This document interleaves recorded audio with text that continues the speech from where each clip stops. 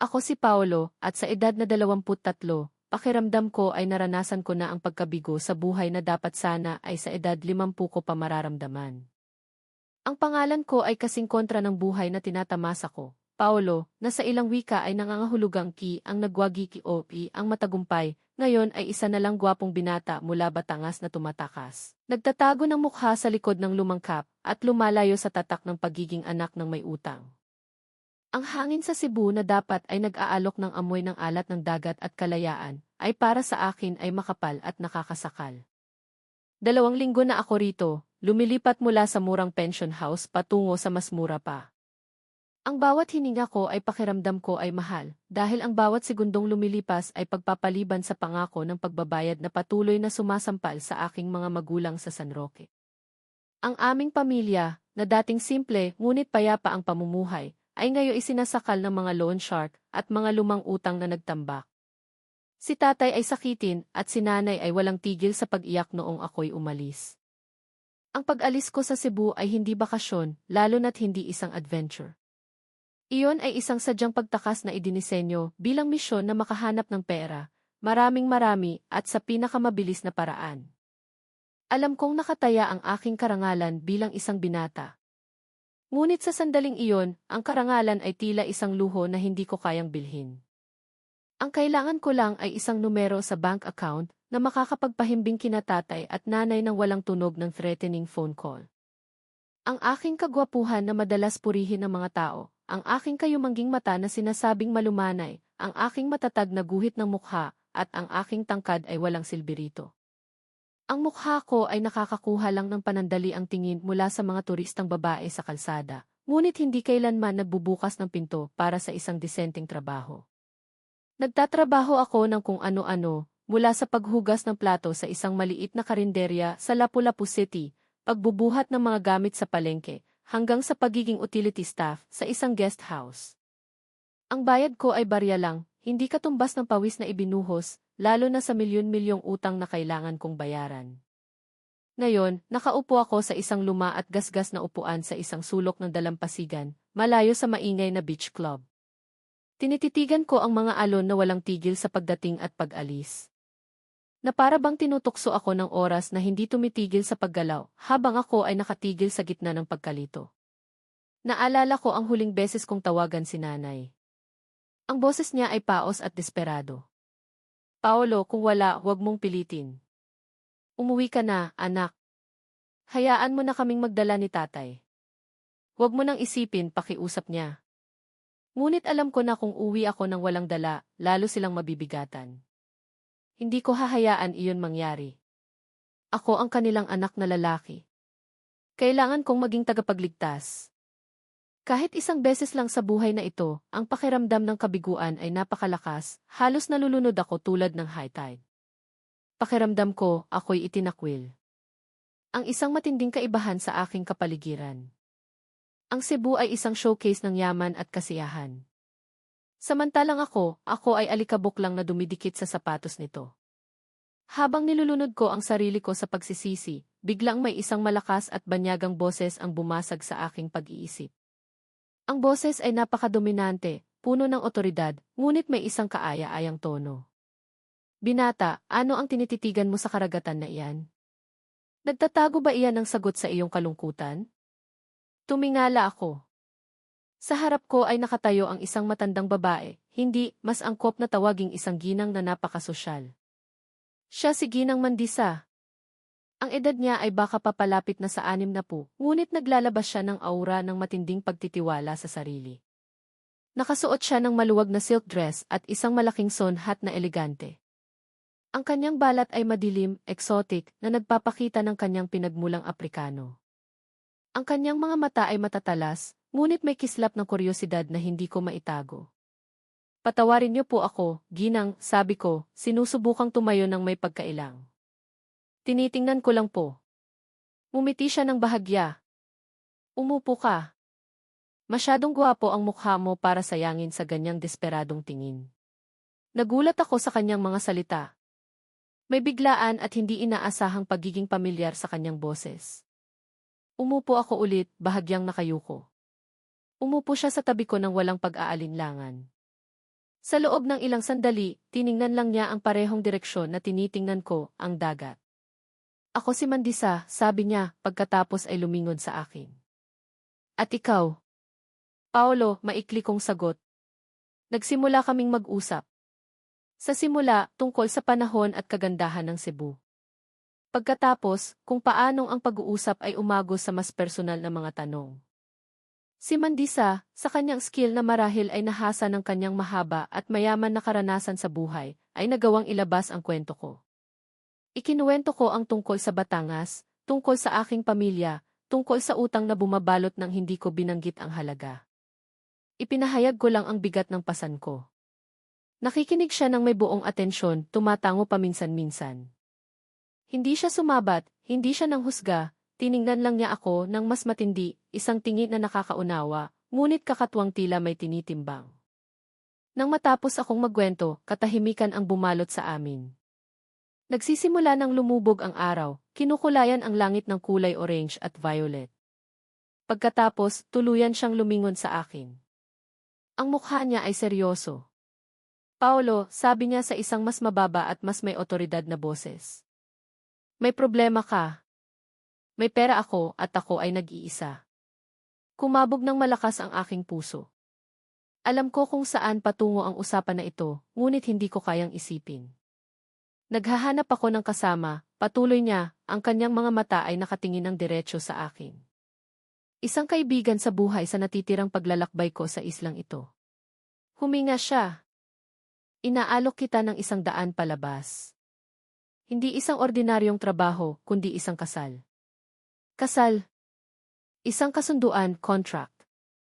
3 buwan. Tila huminto ang mundo. Narinig ko ang alon ng dagat, ngunit ang tunog ay napakalayo. Bilang kapalit, patuloy ni Mandisa. Ang kanyang tono ay ngayon ay pabulong ngunit matatag. Babayaran ko ang utang mo. Bibigyan kita ng 5 milyong piso. Ang numerong iyon ay biglang sumabog sa aking isip, tinalo ang lahat ng iba pang pag-iisip. Iyon ang susi sa kalayaan ng aking mga magulang. Ang hininga na magpapaluwag sa kanila mula sa matinding pressure.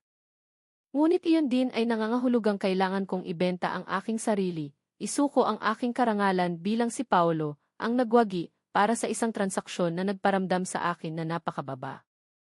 Natahimik ako, ang aking mga labi ay walang kibo. Sa pagkakita sa aking pag-aalinlangan, itinaas lang ni Mandisa ang kanyang kilay, naghihintay. Alam kong ito ay isang desisyon na magpapabago sa lahat.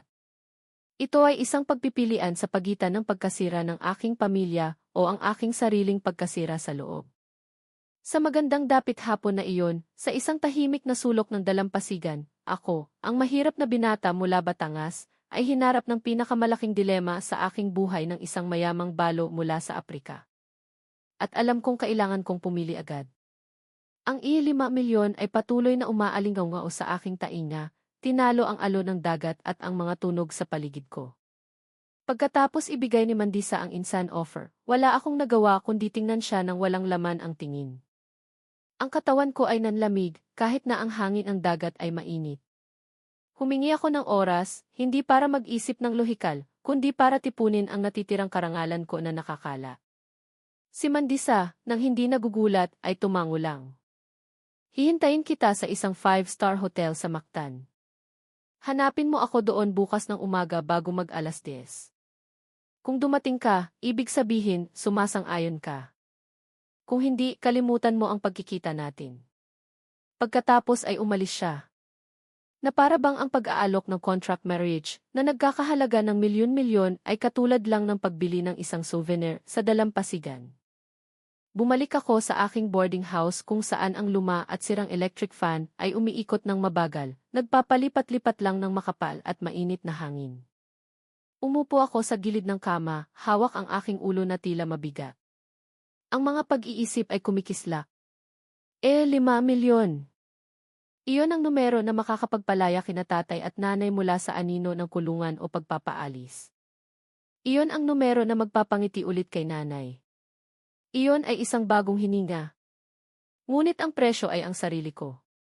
Ang pagbebenta sa sarili ko.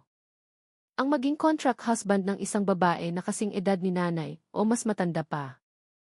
Ang konsepto ng kasal mismo, na para sa amin sa Batangas ay isang sagradong commitment, ay nabawasan na ngayon sa isang malamig at commercial transaction.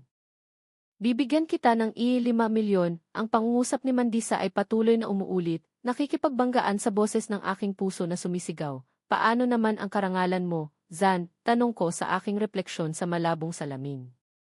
Ikaw ay isang binata, malakas, kaya mong magtrabaho. Kailangan mo bang ipagpalit ang sarili mo para sa pera? Naalala ko ang mga aral ni tatay tungkol sa pag-ibig, pag-aaruga, at pagiging tapat, tungkol sa pagmamahalan, pag-aalaga, at pagpapanatili ng magandang pangalan. Ang kasal para sa amin ay isang banal na pangako. Ngunit ang inaalok ni Mandisa ay ipagtitinda, ang pagbebenta sa sarili. Ibinebenta ko ang aking oras, mukha, at status bilang asawa. Binibili niya ang pagiging malapit at ang isang kasama. Hindi ako nakatulog ng gabing iyon. Naglakad ako sa mga madilim na eskinita. Sinubukan kong maghanap ng ibang trabaho, kahit ano na legal na makapagbibigay sa akin ng daan palabas nang hindi kailangang dumaan sa daan ni Mandisa. Nagtanong ako sa mga karinderya, sa mga cafe na bukas pa, inaalok ang aking serbisyo, ngunit wala. Masyado ng puno ang Cebu ng mga naghahanap ng trabaho. Habang naglalakad ako, nag-vibrate ang aking cellphone. Galing iyon sa aking kapatid na babae. Ang laman ay hindi magandang balita, kundi isang litrato ng demand letter mula sa bangko na humihingi ng agarang bayad sa utang. Sa ilalim nito ay may isang maikling text. Bumalik na naman sila sa bahay, Zan. Tahimik lang si tatay. Agad na tumahimik ang lahat ng aking internal conflict at ang sigaw ng aking karangalan. Ang liham na iyon, ang mensahe na iyon, ang takot sa mukha ni tatay na hindi nakikita ngunit nararamdaman, lahat ay lumunod sa aking ego at idealismo. Sa aking pananaw, wala nang si Paolo na gwapo at idealista. Ang naroon ay si Paolo, ang panganay na anak na may responsibilidad sa mental at financial safety ng kanyang mga magulang. Ano ang silbi ng karangalan kung ang aking pamilya ay guguho? Ano ang kahulugan ng tingin ng lipunan kung ang aking mga magulang ay kailangang magdusa sa kahihiyan at takot ng mag-isa? ₱5 milyon ay hindi lang pera. Iyon ay ang karangalan ng aking mga magulang. Iyon ay ang garantiya na makakapagpahinga sila ng payapa. Bumalik ako sa boarding house nang papalapit na ang umaga. Tiningnan ko ang litrato ng pamilya sa aking pitaka. Ngumiti si nanay. Niyakap ako ni tatay ng may pagmamalaki. Mahigpit kong hinawakan ang litrato. Patawarin niyo ako, tay, na bulong ko. Kailangan kong gawin ito. Kailangan kong maging ang nagwagi. Kahit na kailangan kong talunin ang sarili ko para doon. Ang desisyon ay nagawa na. Mabigat, masakit at nakakatakot. Ngunit iyon na ang huli. Makikipagkita ako kay Mandisa. Ibabenta ko ang 3 buwan ng aking buhay. Kinaumagahan, sinuot ko ang pinakamagaling kong polo shirt na nalabhan ko ng maraming beses at inayos ang aking buhok.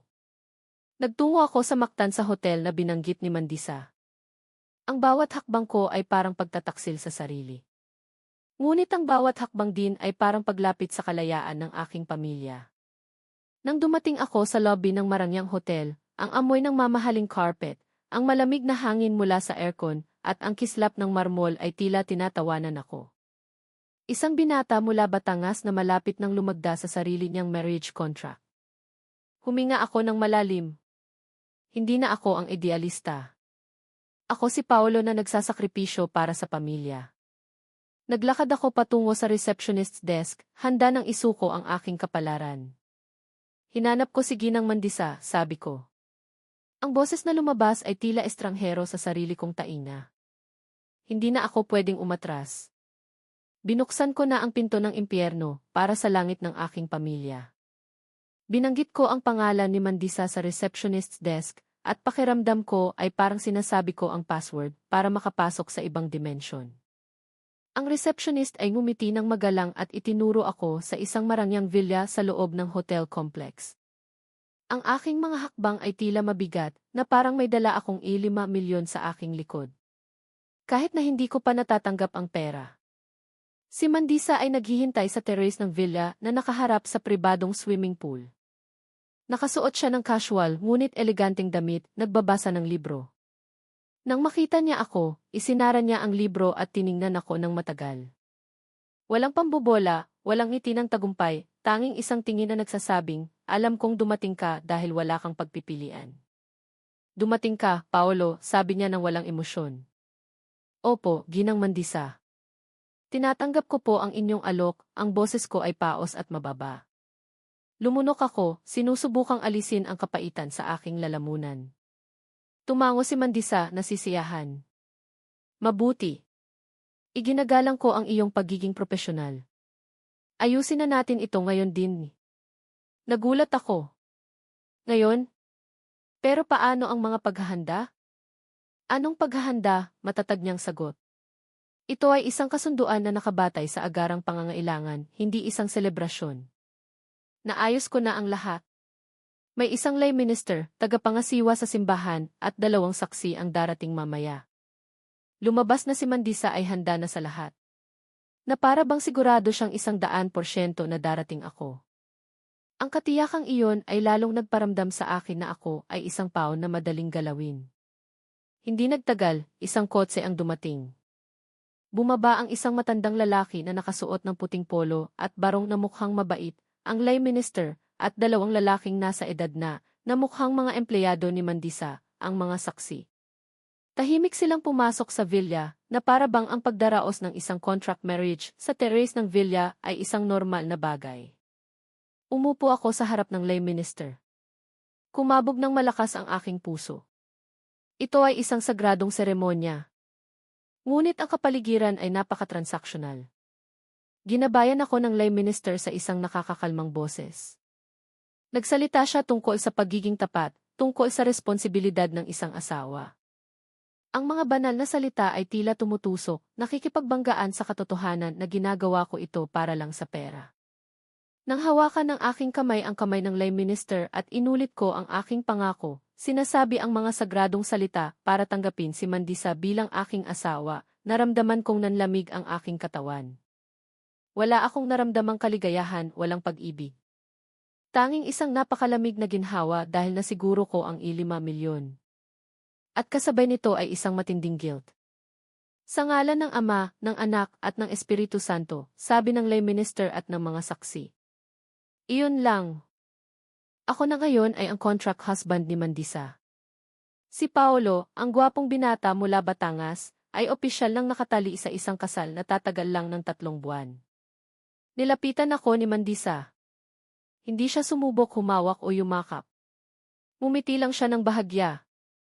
Ang ngiti na mas parang tanda ng isang matagumpay na transaksyon. Congrats, Paolo, sabi niya. Nagsimula na ang ating kasunduan. Pagkatapos, kinuha niya ang isang makapal na brown envelope mula sa kanyang handbag. Mukhang makapal at mabigat. Iniabot niya sa akin. Ito ang bahagi mo. Tuparin mo ang pangako mo na gagamitin mo iyan ng tama. Kinuha ko ang envelope. Nanginginig ang aking kamay. Pakiramdam ko ay mainit-lamig. Ito ay dirty money. Pera na nagpababa sa akin. Ngunit ito ay pera na magliligtas sa karangalan ng aking pamilya. Pagkatapos ihatid ang lay minister at ang mga saksi, bumalik ako agad sa aking boarding house para bilangin iyon. Nandoon ang pera. Isang tumpok ng maayos na 1,000 bills. 5 milyon na cash. Tinitigan ko iyon ng matagal. Ang aking mga luha ay bumuhos ng walang tigil. Umiyak ako hindi dahil sa kaligayahan, kundi dahil sa ginhawa na maihalong kawalang pag-asa sa sakripisyo na ginawa ko. Nang hindi nag-aaksaya ng segundo, pumunta ako sa isang money transfer center. Inihulog ko ang buong halaga sa account ng aking mga magulang. Nagpadala ako ng maikling text kay nanay. Bayad na po ang utang, nay. Huwag na po kayong mag-alala. Hintayin niyo po akong umuwi. Nang matapos ang transaksyon at nakita ko ang transfer confirmation, bahagyang naalis ang bigat na matagal nang nakadagan sa aking dibdib. May isang matinding ginhawa. Parang nakaligtas ako sa isang bangin. Naiwasan ko ang pagkasira ng pamilya. Ngunit kasabay nito ay lumitaw ang isang matalim na kawalan. Nailigtas ko sila, ngunit ngayon ay ganap na akong nakatali kay Mandisa. Ako ay isang contract husband. Ipinagpalit ko ang aking status, ang aking kaluluwa, para sa pamilya, at ngayon, kailangan kong harapin ang kahihinatnan ng mabigat na desisyon na iyon. Bumalik ako sa villa ni Mandisa, dala ang natitirang bahagi ng aking sarili. Iniwan ko ang aking dating buhay sa mesa ng transfer. Ang bagong si Paolo na ngayon ay si Paolo, ang contract husband ni Mandisa, isang bodyguard na may status bilang asawa na binayaran ng mahal. Ang aking gwapong mukha at malungkot na mata ay hindi na attraction, kundi isang commodity. Malapit na ang gabi at alam ko na ang susunod na kabanata, ang tunay na kabanata, ay magsisimula na. Umaasa lang ako na anuman ang naghihintay sa akin sa marangyang villa na ito, mayroon akong sapat na lakas sa loob para makayanan ang 3 buwan. Para sa Batangas, para kay tatay, para kay nanay. Iyon na lang ang natitira sa akin. Pagkatapos kong ipadala ang pera at bumalik sa villa, nakaramdam ako ng bahagyang gaan sa pananalapi, ngunit mas mabigat sa pag-iisip. Ang bigat ng utang ng magulang ay naalis, ngunit napalitan ng bigat ng isang pangako at ng hindi nakikitang sakripisyo. Binigyan ako ni Mandisa ng isang guest room sa villa. Isang marangyang silid, syempre, ngunit parang isang silk-lined prison cell. Naligo ako, sinubukan kong alisin ang natitirang alikabok ng boarding house at ang pag-aalala na dumikit sa aking bala. Nang matapos ako, ang katahimikan ng villa ay nakakasakal. Si Mandisa ay naghahapunan sa pangunahing dining room, kasama ang isang tahimik na katulong. Kumain lang ako sa aking silid. Nagkunwari akong hindi gutom. Ngunit ang aking lalamunan ay hirap lumunok. Alam ko na ang pinakamatinding bahagi ay magsisimula ngayong gabi. Umupo ako sa gilid ng malaking kama, nakasuot ng simpleng damit. Ang orasan ay patuloy na tumiktak, at ang bawat segundo ay parang martilyo na tumatama sa aking dibdib. Opisyal na akong asawa niya. Kahit na ang kontrata ay 3 buwan lang at batay sa transaksyon, nakatali ako. Ang takot ay hindi lang pisikal na takot, kundi ang takot sa sakripisyo na kailangan kong gawin. Nangako ako sa sarili ko na ito ay isang financial transaction lang. Ngunit nang dumating ang katotohanan na si Mandisa ay isang babae, isang asawa, naramdaman kong gumuho ang aking karangalan. Pakiramdam ko ay wala akong magawa, parang isang usa na naipit sa headlights. Gumawa ako ng malaking desisyon para sa pamilya, at ito ang kahihinatnan. Kailangan kong maging handa na bayaran ang presyo. Bandang 10:00 ng gabi, pagkatapos ng mahabang katahimikan, mahina akong kumatok sa aking pinto. Pasok, sabi ko. Ang aking boses ay halos hindi marinig. Pumasok si Mandisa. Nagpalit na siya ng damit, nakasuot ng mahaba, ngunit elegante at nakasarang silk pajama. Naglabas siya ng aura ng kalmado. Ang isang matinding kaibahan sa bagyo ng pagkabalisa na bumabagabag sa akin. Dahan-dahan siyang naglakad at umupo sa isang single sofa sa dulo ng silid, hindi lumalapit sa kama. Napakatensyonado mo, Paolo, sabi niya. Ang kanyang boses ay malumanay nang walang karaniwang pagiging dominant. Yumuko ako. Pasensya na po, Ginang Mandisa. Pakiramdam ko lang po, mahirap ang sitwasyon na ito. Siyempre, mahirap, tumango si Mandisa. Tiningnan niya ako nang may nakakakalmang tingin. Ikaw ay isang binata na ikinasal sa isang babae na maaaring maging ina mo. Ibinebenta mo ang iyong kalayaan para sa utang ng iyong pamilya. Normal lang na makaramdam ka ng pag-aalala, kawalang magawa at... Huminto siya sandali. Pagkakulong. Ang salitang pagkakulong ay tumama ng husto. Iyan ang eksaktong nararamdaman ko. Nakulong, nakatali sa isang gintong lubid na hindi ko kayang putulin. Hindi ako dumating dito para humingi ng anuman ngayong gabi, Paolo, patuloy niya, na nagpataas sa aking ulo. Nakita ko ang pag-aalala sa kanyang mga mata mula nang magkita kami sa dalampasigan. Alam kong malaking sakripisyo ito para sa iyo. Tumayo siya mula sa sofa, naglakad patungo sa bintana, tinitingnan ang swimming pool na ang tubig ay nagpapalabas ng liwanag ng buwan. Alam kong ginagawa mo ito dahil sa matinding pagmamahal sa iyong pamilya. Iyan ang bagay na lubos kong hinahangaan sa iyo. Hindi ako mamimilit sa iyo, Paolo, lumingon siya sa akin. Ibinigay ko na sa iyo ang 5 milyon. Binili kita hindi para sa iyong katawan. Binili kita para sa G. Naghahanap siya ng tamang salita. Para sa koneksyon. Para hindi ako mag-isa. Nagulat ako. Bahagyang lumambot ang aking puso. Napagtanto ko na sa likod ng yaman at pagiging matatag ng babaeng ito, mayroong kahinaan na kasing laki ng aking desperasyon. Siya ay nag-iisa. Naghahanap siya ng presensya, hindi ng pisikal na kasiyahan. Ngayong gabi, sabi niya, ang kanyang tono ay halos nagmamakaawa. Gusto ko lang na umupo tayo at magkwentuhan. Gusto ko lang na maging malapit ka sa akin, Paolo. Huwag kang mag-alala. Gusto ko lang ng kasama. Kahit na sinabi niyang walang pisikal na pamimilit, pakiramdam ko ay wala akong magawa sa loob. Ang malaking desisyon na ginawa ko ay nakatali sa akin. Ibinigay ko na ang sarili ko mula nang tanggapin ko ang brown envelope. Sa loob, ako ay ganap na nasa ilalim ng kanyang kontrol. Ako ang kanyang asawa.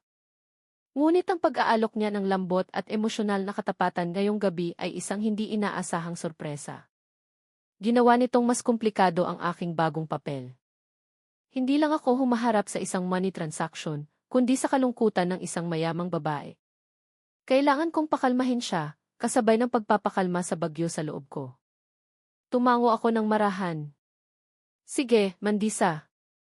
Nandito po ako. Mag-usap tayo.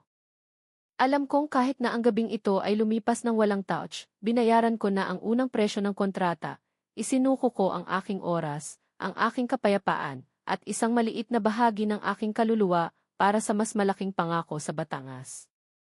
Ako ay isang kandila lang na handang magbigay liwanag sa nag-iisang gabi ni Mandisa, anuman ang bilis ng aking pagkatunaw. Ang gabing iyon ng pagkailang ay lumipas ng walang pisikal na insidente, ngunit nag-iwan ng malalim na bakas sa aking isip. Tinupad ni Mandisa ang kanyang pangako.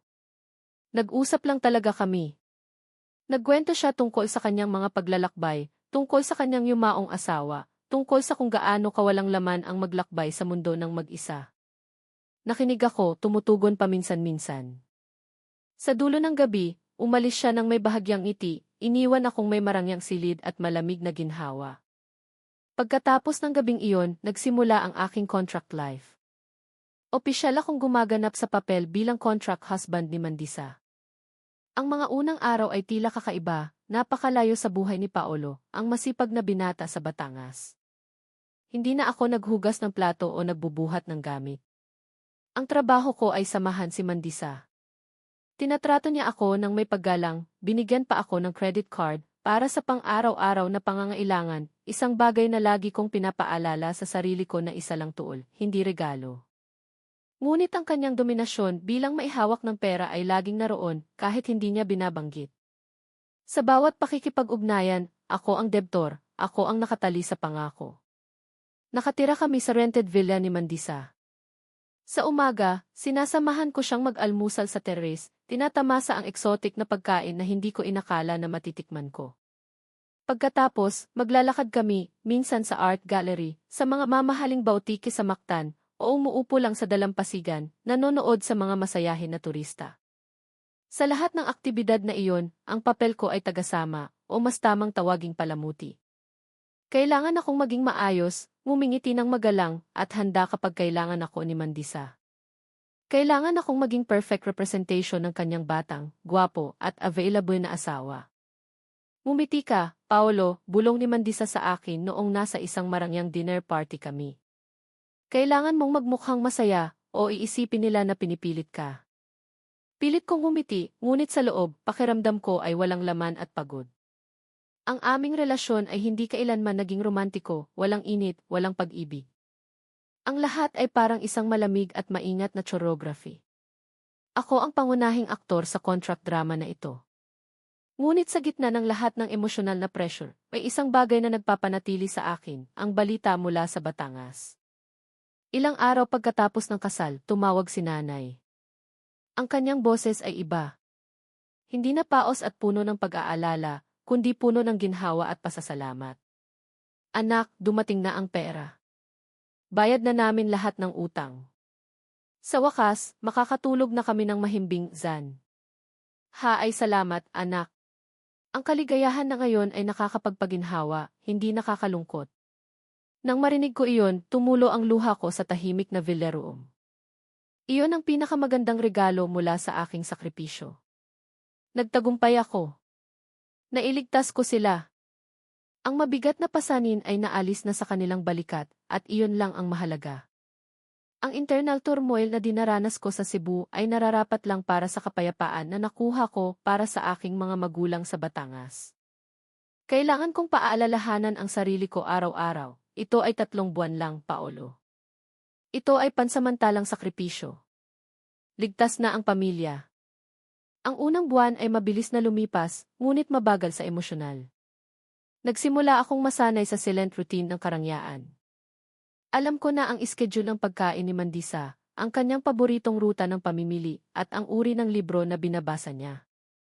Natuto akong patayin ang aking damdamin, maging mas tahimik, at kumilos lang ayon sa pangangailangan. Nagtayo ako ng makapal na pader sa paligid ng aking puso at isip. Nakakuha ako ng pambihirang pisikal na ginhawa. Masarap na pagkain, komportableng kama, nang hindi na nag-aalala tungkol sa pera. Ngunit nakaramdam ako ng pagiging isolated. Napapaligiran ako ng yaman, ngunit lalong lumalayo sa aking sarili. Ako ay asawa, ngunit ang aking tungkulin ay bayad na kasama. Sa isang pagkakataon, nang makita ko ang isang mag-asawang turista na tumatawa ng masaya at walang financial burden, nakaramdam ako ng matinding inggit. Mayroon silang kalayaan na ipinagbili ko. Alam kong kailangan kong mag-ingat. Ang kontrata na ito ay hindi lang humihingi ng oras, kundi humihingi rin ng katapatan ng damdamin. Kailangan kong panatilihin ang distansya. Kailangan kong mag-focus sa katapusan. Huwag akong magpalinlang sa luho, o mas malala pa, kalimutan ang dahilan kung bakit ako nandito. Tapos na ang unang buwan. 2 buwan pa. Kailangan ko lang manatili bilang perpektong anino para kay Mandisa, ang mayamang balo na nag-iisa. Kailangan ko lang maghintay. Ngunit alam ko na sa kaibuturan, si Mandisa ay isang babae na nagmamasid, at ang hindi sinasadyang intimacy ay maaaring maging malaking panganib. Kailangan kong mas maging maingat sa aking mga limitasyon. Huminga ako ng malalim, tiningnan ang aking refleksyon sa bintana ng villa. Ang lalaking naroon ay mukhang maayos, ngunit ang kanyang mga mata ay nagtatago ng pagod. Kailangan kong magpatuloy. Ang pangalawang buwan ng kontrata ay nagsimula ng mailalong pressurized dynamics. Sanay na akong maging isang puppet na ginagalaw ng schedule ni Mandisa. Alam ko kung paano kumilos sa harap ng kanyang mga kasosyo sa negosyo, kung paano maging tahimik habang siya ay nagsho-shopping, at kung paano tumugon sa kakaibang tingin ng mga taong nakakakita sa kakaiba naming couple. Nagtagumpay akong panatilihin ang emosyonal na distansya, ginampanan ang aking papel ng halos walang mali. Ngunit sa gitna ng emosyonal na katahimikan na ito, may isang bagay na hindi kayang bilhin ni Mandisa, tapat na ekspresyon. Nang tanghaling iyon, naglalakad kami sa mataong lugar ng Mactan, Newtown, naghahanap ng cave na gusto ni Mandisa. Naglalakad ako ng bahagya sa likod niya, dala-dala ang kanyang shopping bag. Inilagay ko ang sarili ko sa posisyon ng isang profesional na assistant, hindi asawa. Huminto kami sa isang maliit na tindahan ng souvenir. Doon, isang batang babae na mukhang kasing edad ko ay naglilinis ng display case. Mayroon siyang mainit na ngiti at mabait na mata. Ang kanyang mukha ay simple, walang makeup. Nagpaalala sa akin ng pagiging simple ng buhay sa Batangas na iniwan ko. Habang abala si Mandisa sa pagtingin sa mga pilak na trinket, nagkatinginan kami ng tindera. Sa likas na ugali, umiti ako sa kanya. Hindi isang flirting smile, hindi isang ngiti na nakasulat sa kontrata, kundi isang tapat, tao sa taong ngiti na kumikilala sa presensya ng iba. Nakaramdam ako ng kaunting ginhawa na maibahagi ang ngiti na iyon na parang nabawi ko ang isang maliit na piraso ng totoong Paolo. "Excuse me, sir," sabi ng tindera sa isang malumanay na boses, inabot sa akin ang sukli mula sa mineral water na binili ko. "Salamat," sagot ko. Bahagyang lumapad ang aking ngiti. Iyon ay isang maikli, tapat, at walang financial motive na interaksyon. Sa sandaling iyon, nakalimutan kong ako ang contract husband ni Mandisa. Ang sandaling iyon ay tumagal lang ng ilang segundo, ngunit sapat na iyon para mahuli ng matatalas na mata ni Mandisa. Nang magpatuloy kami sa paglalakad, mas mabilis maglakad si Mandisa. Ang kanyang balikat ay humigpit. Napansin kong may mali. Hindi siya nagsalita at ang katahimikan sa paligid niya ay parang kumakapal na hangin. Nang gabing iyon sa villa, ang tensyon ay umabot sa ruro. Pagkatapos ng hapunan at umalis ang mga katulong, tinawag ako ni Mandisa sa sala. Umupo siya sa single sofa. Ang kanyang tingin ay malamig at nag-aakusa. Mukhang napakasaya mo ngayon, Paolo, sabi niya. Ang kanyang tono ay puno ng pang-iinsulto. Kumunot ang noo ko. Hindi ko po maintindihan, Mandisa. May problema po ba? Huwag kang magkunwari, putol niya ng matalim. Ang ngiti mo sa tindahan kanina. Ang ngiti na iyon. Hindi ko kailanman nakita ang ganyang ngiti na inilaan para sa akin. Natigilan ako. Kaya ang problema ay ang ngiti. Isang ordinaryong ngiti lang po iyon, Mandisa. Nagiging magalang lang po ako sa tindera, depensa ko, sinusubukang manatiling kalmado. Magalang, tumawa si Mandisa ng mapakla. Ang ngiti na iyon ay tapat. Mas tapat kaysa sa lahat ng ngiti na pilit mong ginawa sa harap ko nitong isang buwan. Tumayo siya, lumapit, at ang kanyang tingin ay naging isang masakit na pagkadismaya. Tandaan mo, Paolo. Ako ang nagbigay sa iyo ng daan palabas. Ang iyong commitment ay sa akin hanggat tumatagal ang kontrata na ito. Ang mga salitang iyon ay parang isang matinding sampal. Hindi sa mukha, kundi sa aking marupok na karangalan. Hindi lang niya hinihingi ang aking oras at status, hinihingi niya rin ang ganap na kontrol sa aking damdamin. Ang aking ngiti, ang aking tapat na ekspresyon, lahat ay kailangan niyang maging pag-aari. Nandito ka lang dahil tinulungan kita, patuloy niya. Ang kanyang boses ay puno ng matinding selos at kalungkutan. Hindi mo pwedeng kalimutan iyon. Habang nasa ilalim ka ng bubong na ito, wala kang karapatan na ibahagi ang iyong tapat na ngiti sa sinuman. Nainsulto ako, ngunit hindi ako makasagot. Tama siya sa transactional na aspeto. Siya ang may-ari ko sa loob ng 3 buwan na ito.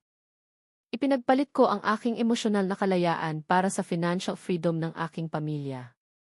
Napagtanto ko na ang selos ni Mandisa ay hindi lang simpleng selos, ito ay selos sa emotional connection na hindi niya kayang makuha. Kaya niyang bumili ng kasama, pero hindi niya kayang bilhin ang katapatan ng damdamin. Ang makita akong nagbabahagi ng tawa sa iba ay isang mapait na paalala ng kanyang kalungkutan. Patawarin niyo po ako, Mandisa, sabi ko. Ang boses na lumabas ay puno ng kahihiyan. Hindi ko na po ulitin. Magiging mas maingat po ako sa pagpapanatili ng distansya. Gawin mo, sagot niya. Medyo huminahon, ngunit malamig pa rin. Gusto ko lang gawin mo kung ano ang inuutos ko, wala nang iba, wala nang kulang. Nang gabing iyon, bumalik ako sa aking silid na may halo-halong damdamin. Galit dahil nyorakan ang aking karangalan. Malungkot dahil si Mandisa ay napakalungkot na kailangan niyang bilhin ang ekspresyon ng ibang tao. At higit sa lahat, naramdaman kong mas malalim akong nakulong. Nagpasya akong panatilihin ang distansya, hindi lang sa ibang tao, kundi pati na rin kay Mandisa. Nagpasya akong maging isang bloke ng yelo. 2 buwan pa, Paolo. 2 buwan pa. Kailangan kong manatili bilang isang walang damdaming anino. Pagkatapos ng insidente ng ngiti sa Mactan, naging mas matigas ang aming relasyon. Ginampanan ko ang aking bagong papel bilang si Paolo na tahimik at masunurin. Pinanatili ko ang aking ekspresyon na neutral, iniiwasan ang mga hindi kinakailangang interaksyon at ginawa lang ang inuutos ni Mandisa. Ang emosyonal na distansya sa pagitan namin ay ngayon ay parang isang malalim na bangin. At iyon ang panangga na kailangan ko para protektahan ang natitirang bahagi ng aking sarili. Ang nakakabigla ay, habang lalo akong nagpapanatili ng distansya, mas madalas namang sinubukan ni Mandisa na punan ang katahimikan. Siguro na pagtanto niya na masyado siyang naging matigas, o marahil ang aking katahimikan ay lalo pang nagpalala sa kanyang kalungkutan. Ang aming rutina ay madalas na may kasamang mga pag-uusap sa gabi, tulad ng aming unang gabi, ngunit nang walang parehong pagkabalisa. Hindi siya humingi ng pisikal na intimacy, kundi narrative intimacy. Sinimulan niyang buksan ang kanyang sarili tungkol sa kanyang nakaraan, hindi tungkol sa negosyo o yaman, kundi tungkol sa kanyang pagiging tao. Alam mo, Paolo, sabi niya isang gabi habang nakaupo kami sa balcony ng villa, nakatingin sa langit ng Cebu na puno ng bituin. Ang maging mayaman ay madali. Ang maging makapangyarihan ay mas madali. Ngunit ang makita ay ang pinakamahirap. Nagkwento siya tungkol sa kanyang nomadic life. Kung paanong pagkatapos mamatay ng kanyang asawa, patuloy siyang naglakbay sa mundo, hindi dahil gusto niyang makita ang kagandahan, kundi dahil takot siyang manatili sa isang lugar at harapin ang pag-iisa. Bawat lungsod ay isang pagtakas. Bawat rented villa ay isang pansamantalang kulungan. Ang mga tao sa paligid ko ay nakikita ang aking pera. Nakikita nila ang aking kapangyarihan. Nakikita nila ang aking iba't ibang balat. Ngunit hindi nila nakikita si Mandisa, paliwanag niya. Ang kanyang boses ay puno ng kalungkutan na bihira kong marinig. Ikaw ang nag-iisang tao rito na nakikita ako, Paolo. Alam nating pareho na ito ay isang transaksyon, ngunit nakikita mo ako ng walang kasakiman na kinamumuhian ko sa iba. Nagulat ako sa katapatan na ito. Nagsimula akong mapagtanto na si Mandisa ay isang napakalungkot na babae. Ang kanyang sobrang yaman, sa halip na magbigay ng kaligayahan, ay nagtayo ng isang napakataas na pader sa paligid niya. Ang pera ay kayang bumili ng villa, masarap na pagkain, at contract companion na tulad ko, ngunit hindi kayang bumili ng tapat na koneksyon. Ako, sa kabilang banda, ay ibinenta ang aking sarili para iligtas ang aking pamilya mula sa financial ruin. Ang kabalintunaan ay, ako na mahirap sa pera ay mayaman sa matibay na ugnayan ng pamilya. Samantalang si Mandisa, mayaman sa ari-arian, ay mahirap sa emosyonal na koneksyon.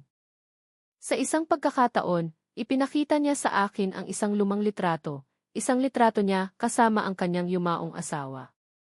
Nakangiti siya. Isang ngiti na napakaiba sa nakikita ko ngayon. Isang ngiti na puno ng liwanag nang walang anino ng kalungkutan. Siya lang ang nakakita sa akin ng buo, bulong ni Mandisa. Mula nang umalis siya, patuloy akong naghahanap ng kasama.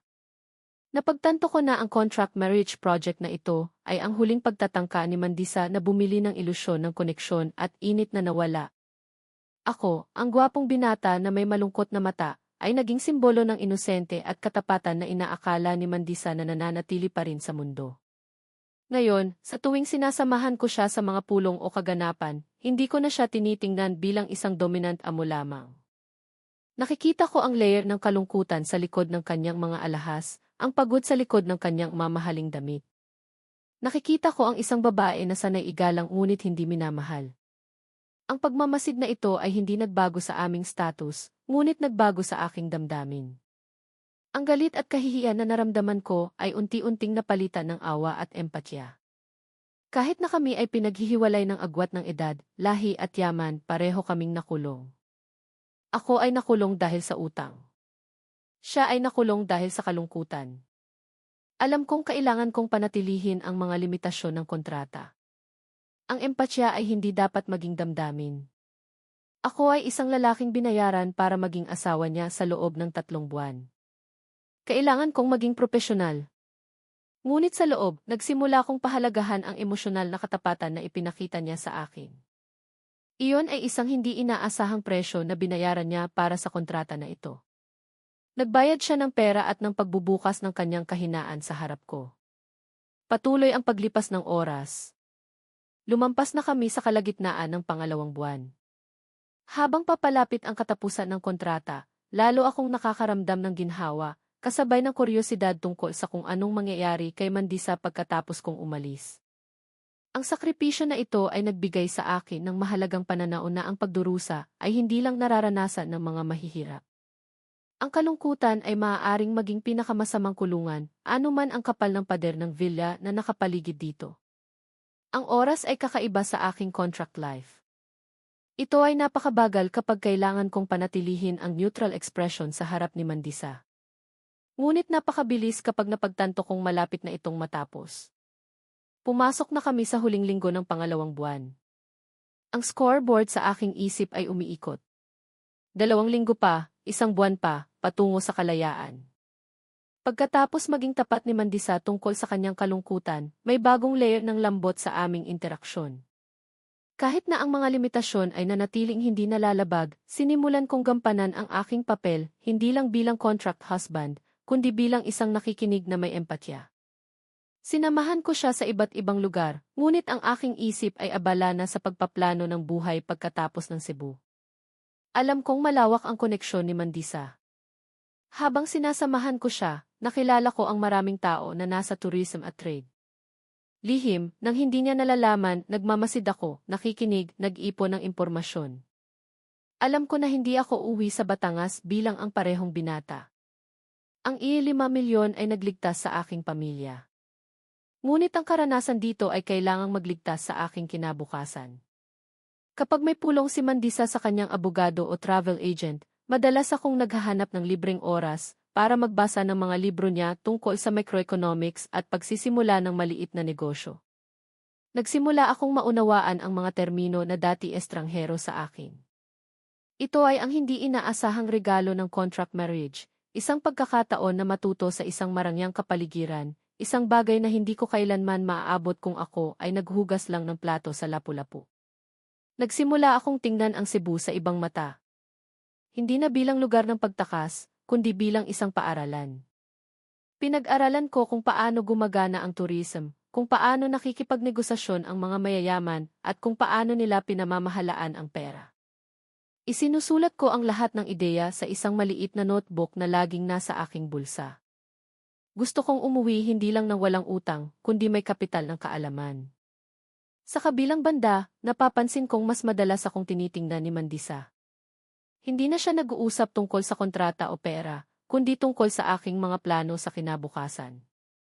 Ano ang gagawin mo pag-uwi mo, Paolo? Tanong niya isang hapon habang nagkakape kami sa hardin.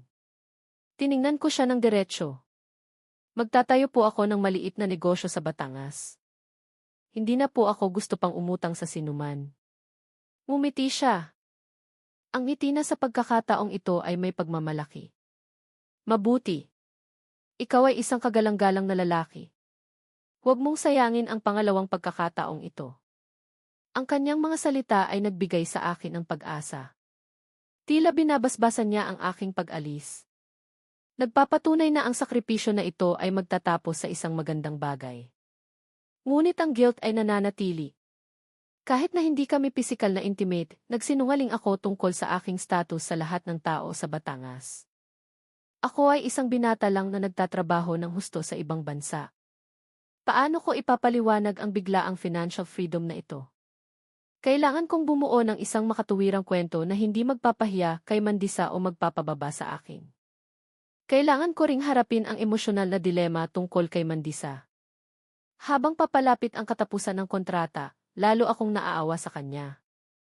Mukhang lalo siyang umaasa sa aking presensya, ang presensya na binili niya. Isang gabi, labis na malungkot si Mandisa. Nakatingin lang siya sa swimming pool nang walang laman ang tingin. Ang 3 buwan ay napakabilis, hindi ba? Bulong niya nang hindi lumilingon. Opo, Mandisa, mahina kong sagot.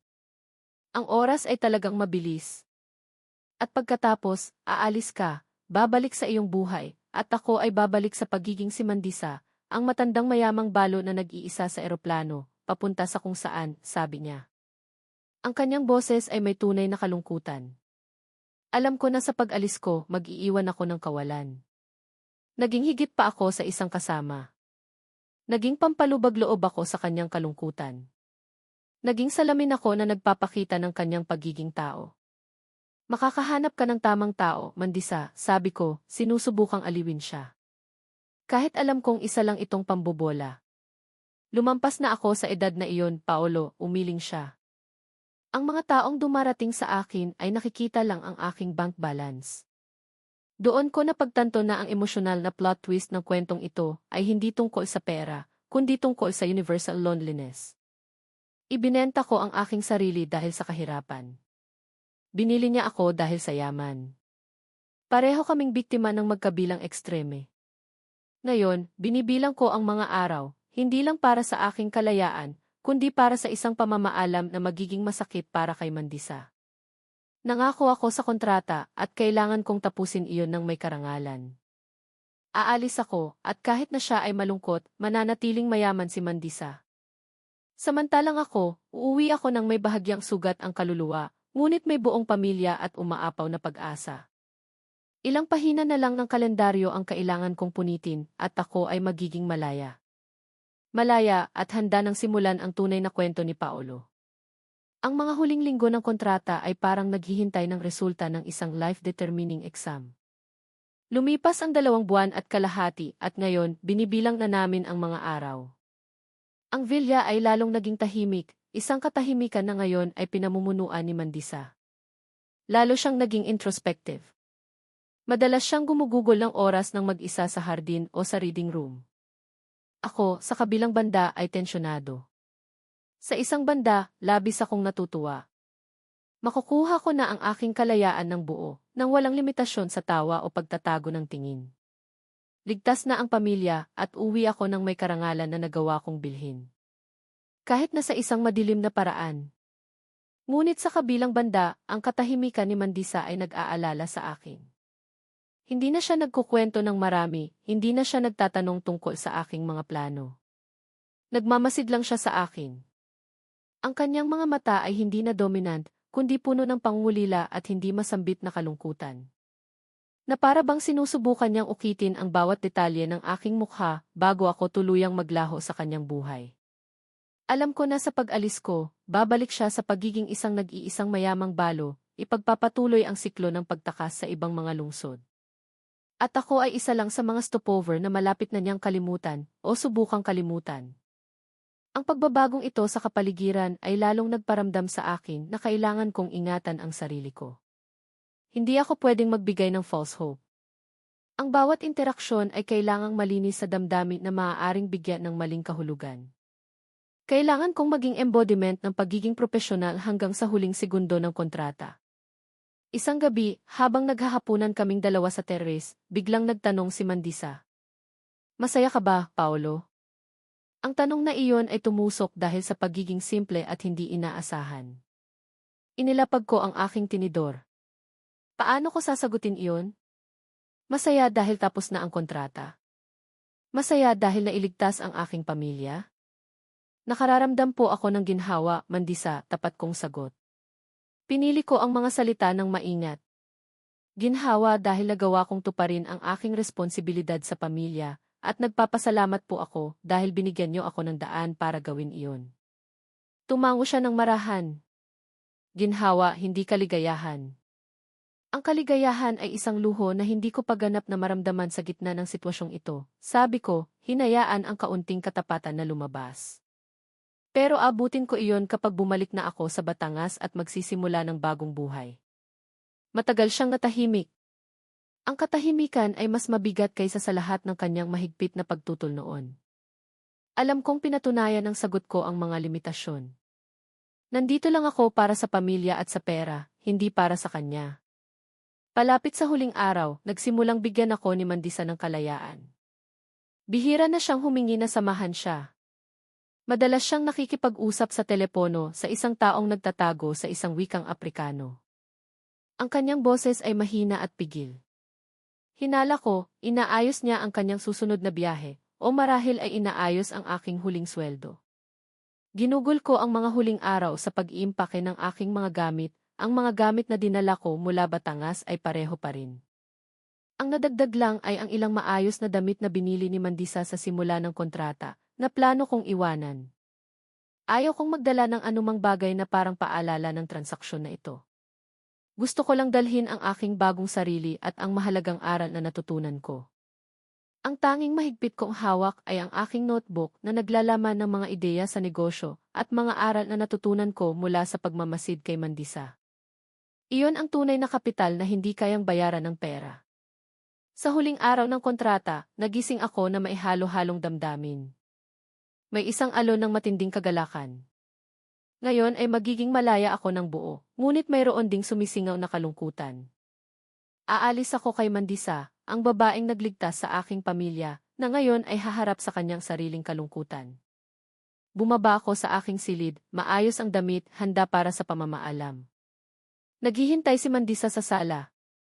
Ang mesa sa harap niya ay malinis, walang envelope o dokumento, na bahagyang nagpagulo sa akin.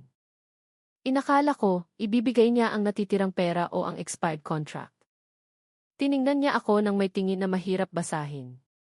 May kalungkutan, pagmamalaki at isang matatag na resolusyon.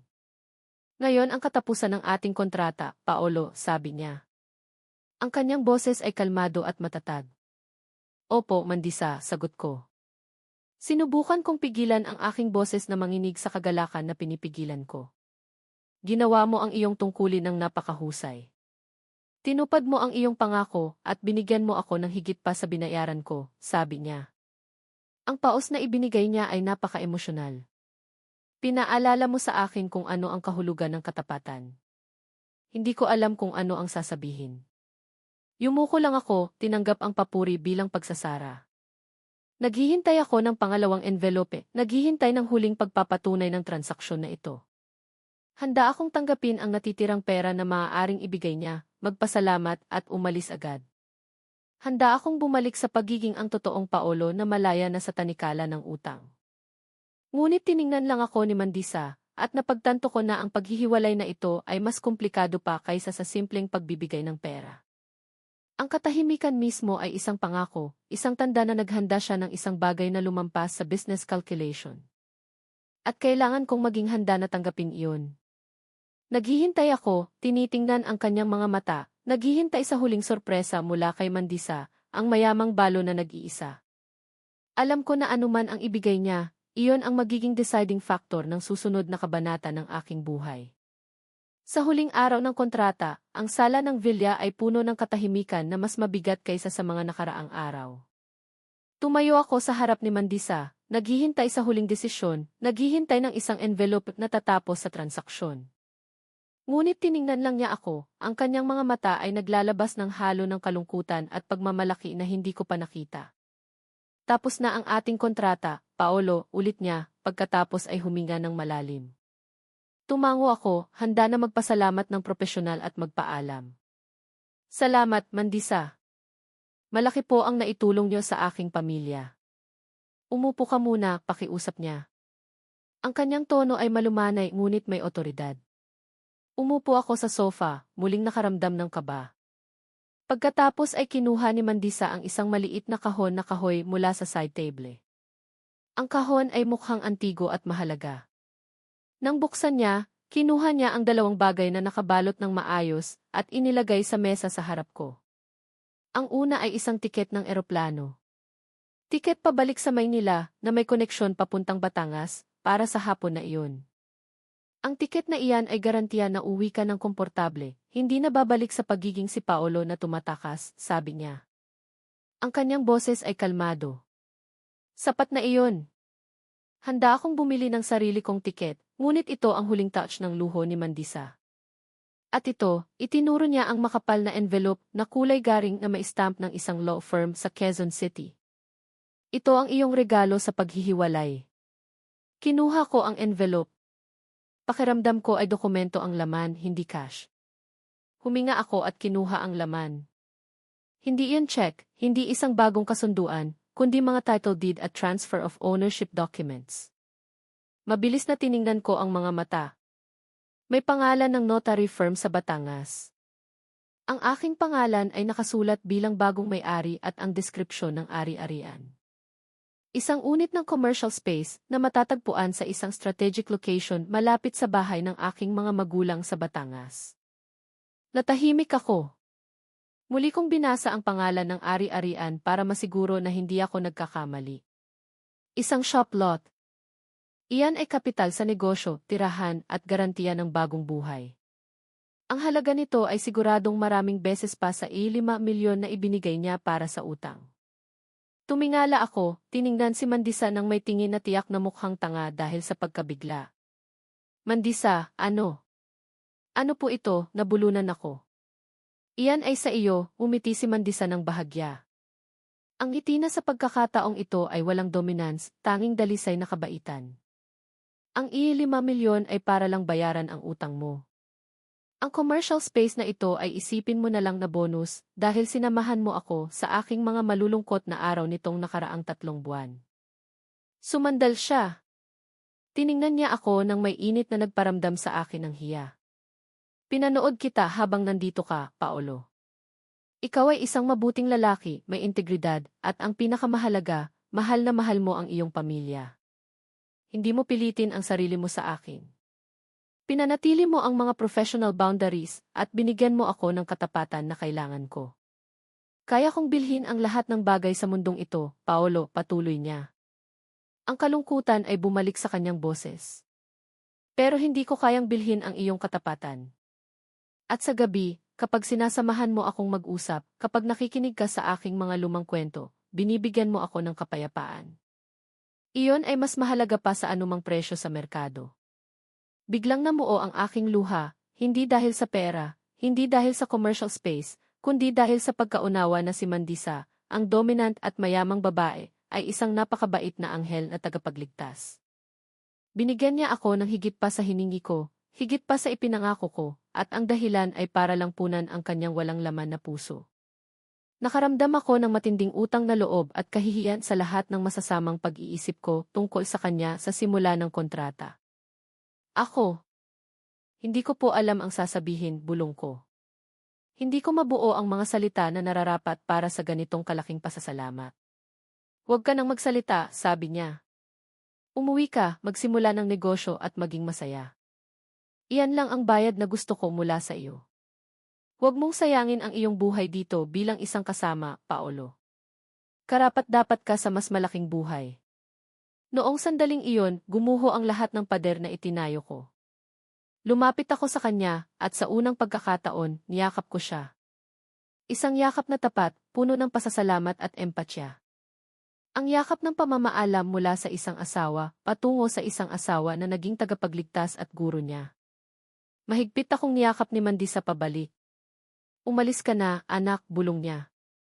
Ang tawag na anak na iyon ay napakatapat. Tinapos ang aking papel bilang contract husband at pinalitan ako ng papel ng isang pinakawalang ampon. Umalis ako sa villa na may halo-halong damdamin, ginhawa, kalungkutan at puno ng pag-asa. Sa isang banda, natuwa ako dahil tapos na ang kontrata at lumabas akong nagwagi. Sa kabilang banda, iniwan ko ang isang napakagaling na babae na labis na nag-iisa. Hindi na ako nagdadala ng bigat ng utang, ngunit nagdadala ako ng bigat ng pasasalamat at isang commercial space.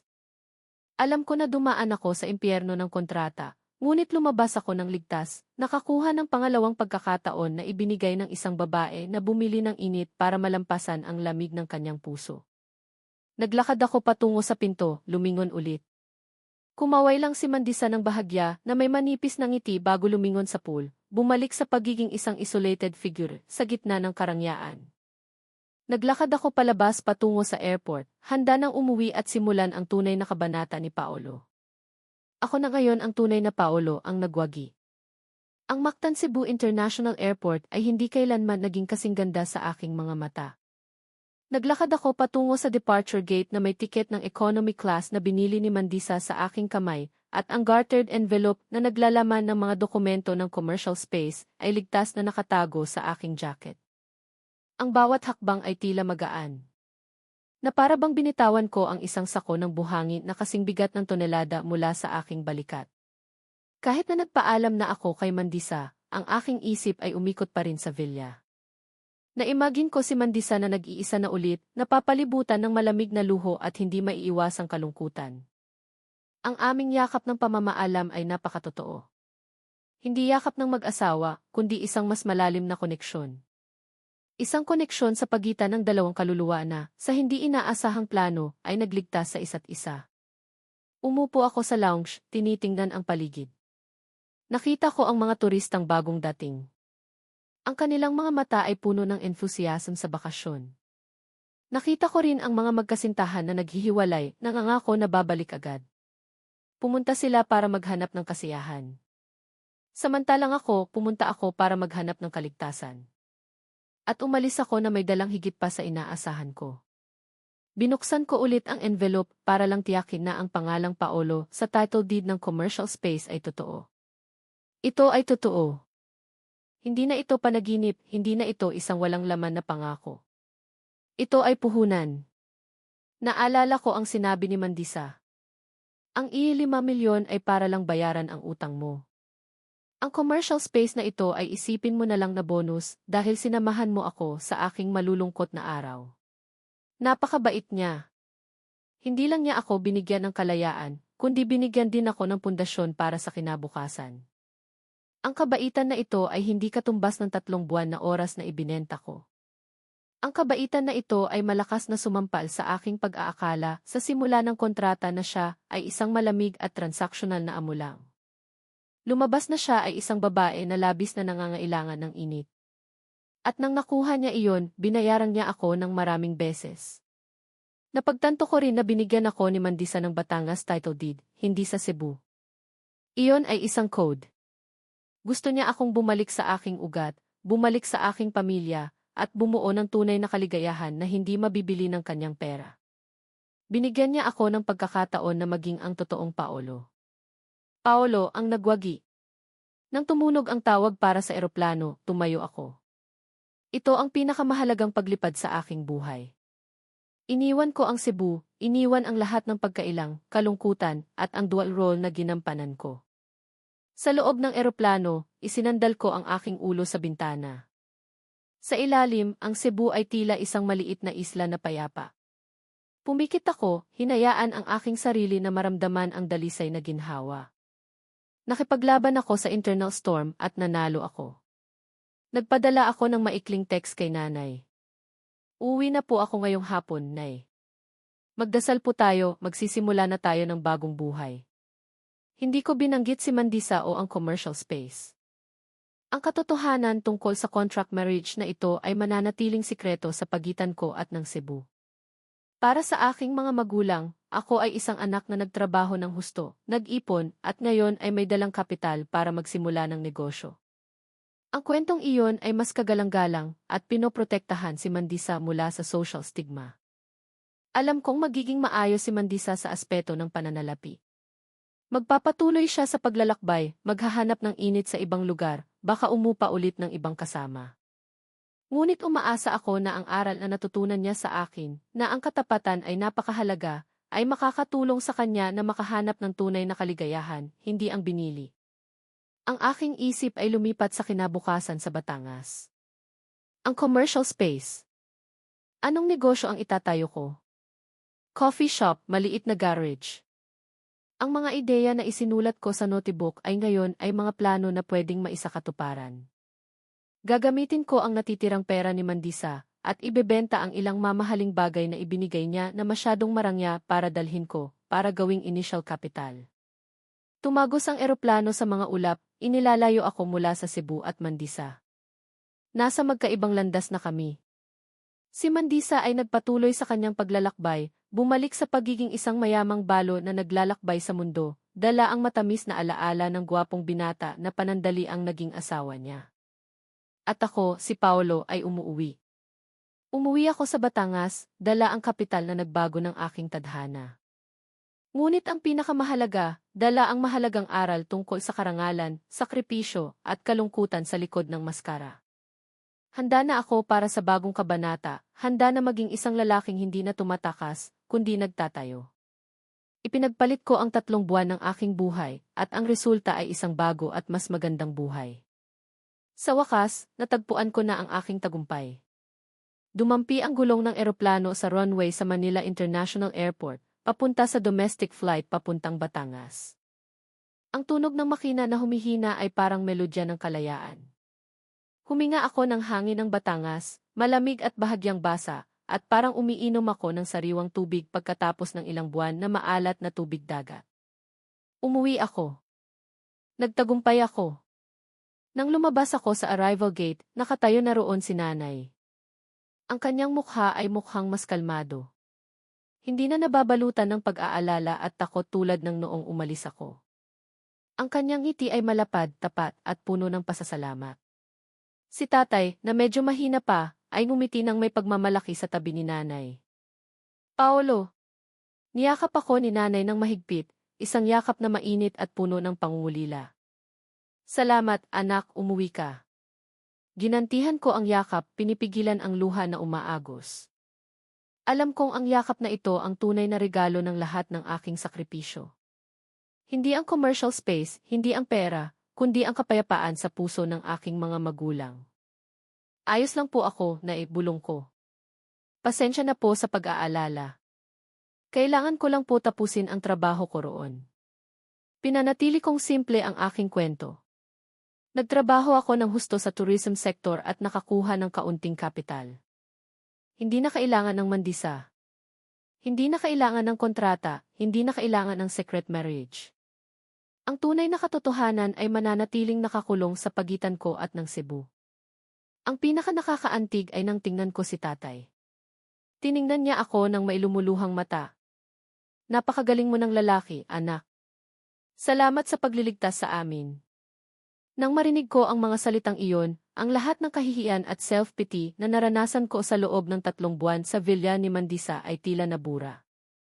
Ginawa ko ang dapat kong gawin para sa pag-ibig sa pamilya. Kinaumagahan, dinala ko ang aking mga magulang sa commercial space na pag-aari ko na ngayon. Ang lokasyon ay hindi malaki, ngunit strategic at maayos. Ang kanilang reaksyon ay pambihira. Nagulat sila, hindi makapaniwala na ang kanilang anak na bagong uwi ay nakabili ng ganoong kalaking ari-arian. Ito. Saan galing ito, anak? Baka umutang ka na naman, tanong ni nanay, puno ng matandang pag-aalala. Hindi, nay, umiti ako ng nakakumbinsi. Ito ay kapital na nakuha ko mula sa maliit na property business sa Cebu. Nagbenta ako ng isang ari-arian, at ang karamihan ng pera ay inilipat ko na kina tatay para sa utang. Ang natitira, inilipat ko rito para magkaroon tayo ng matatag na negosyo. Maingat kong binuo ang kwento, hinaluan ng katotohanan at kasinungalingan na nagpoprotekta. Ayaw kong pagdudahan si Mandisa, at ayaw kong questionin ang karangalan ng aking mga magulang. Sa bagong sigla, sinimulan kong i-renovate ang commercial space. Gamit ang natitirang pera mula kay Mandisa, na inipon ko mula sa savings at sa pagbebenta ng ilang mamahaling gamit na masyadong luho para sa akin, nagpasya akong magbukas ng isang modernong coffee shop na may traditional touch ng Batangas. Araw-araw, nagtrabaho ako ng husto, nagbubuhat ng kahoy, nagpipintura ng pader, nagdidisenyo ng layout. Ang pisikal na trabaho ay nakakagaan. Ibinabalik ang aking pagkakakilanlan bilang si Paolo, ang masipag na binata. Ito ang tunay na Paolo na nakita at iginalang ni Mandisa. Habang nagtatrabaho, madalas kong naaalala si Mandisa. Naaalala ko kung paano siya nag-order ng pinakamahal na pagkain, ngunit nag-iisa pa rin siyang kumakain. Naaalala ko kung paano niya hinahawakan ang aking kamay sa tahimik na gabi para lang maramdaman ang presensya. Binigyan niya ako ng commercial space na ito bilang compensation sa kanyang kalungkutan. At ngayon, ang commercial space na ito ang nagdadala sa akin sa tunay na kaligayahan. Napagtanto ko na ang contract marriage ay nagbigay sa akin ng mga mahalagang aral, sakripisyo. Ang tunay na pag-ibig ay madalas na humihingi sa atin na isantabi ang ating ego at karangalan para sa kaligtasan ng mga mahal natin sa buhay. Kalungkutan. Ang yaman ay isang kulungan kung hindi sinasamahan ng emosyonal na koneksyon. Dignidad. Ang tunay na dignidad ay hindi nasa pera na mayroon tayo, kundi sa integridad na pinapanatili natin kapag wala tayong anuman. Pagkatapos ng halos 1 buwan ng pagtatrabaho, binuksan ang coffee shop ni Paolo. Labis na ipinagmamalaki ako ng aking mga magulang. Si tatay, na gumaling na, ay madalas tumutulong sa likod ng cashier. Gumagawa si nanay ng ilang tradisyonal na merienda para ibenta. Ang aming bahay ay hindi na tahimik at nakakatakot. Abaka kami sa pag-asa at isang maliwanag na kinabukasan. Ang aking buhay ay ngayon ay puno ng amoy ng kape, tawanan ng mga customer, at init ng pamilya. Hindi na ako nakakaramdam ng kawalan. Masaya ako. Ang kaligayahan na ito ay bunga ng pinakamahirap na desisyon na ginawa ko. Malayo roon, sa ibang bahagi ng mundo, sigurado ako na si Mandisa ay nagpapatuloy sa kanyang paglalakbay. Marahil ay naaalala niya ako, marahil ay hindi. Ngunit para sa akin, si Mandisa ay laging magiging pinakamahalagang kabanata sa aking buhay. Siya ay isang matigas na guro, isang mapagbigay na tagapagligtas, at isang salamin na nagpakita sa akin ng tunay na halaga ng isang koneksyon. Ako si Paolo at hindi na ako ang desperadong binata ng Batangas. Ako ang may-ari ng aking negosyo, ang tagapagligtas ng aking pamilya, at ang nagwagi sa pinakakakaibang laro ng tadhana. Namumuhay ako sa aking bagong buhay nang may pusong puno ng pasasalamat at pangako sa sarili. Gagamitin ko ang pangalawang pagkakataon na ito ng husto. Sa wakas, natagpuan ko na ang aking tagumpay.